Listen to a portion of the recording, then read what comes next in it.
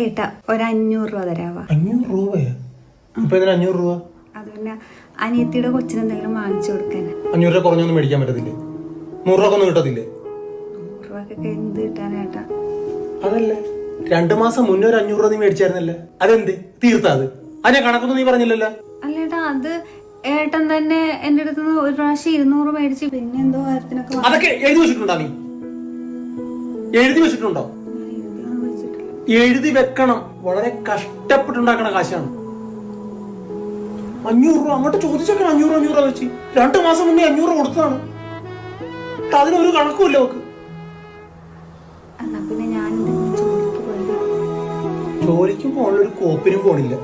നീ ജോലിക്ക് ഇവിടുത്തെ കാര്യം നോക്കൂടി.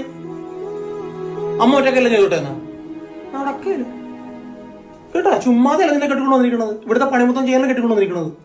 അവിടെ വേറെ പണിക്ക് പോയിക്കോട്ടെ എന്നാ.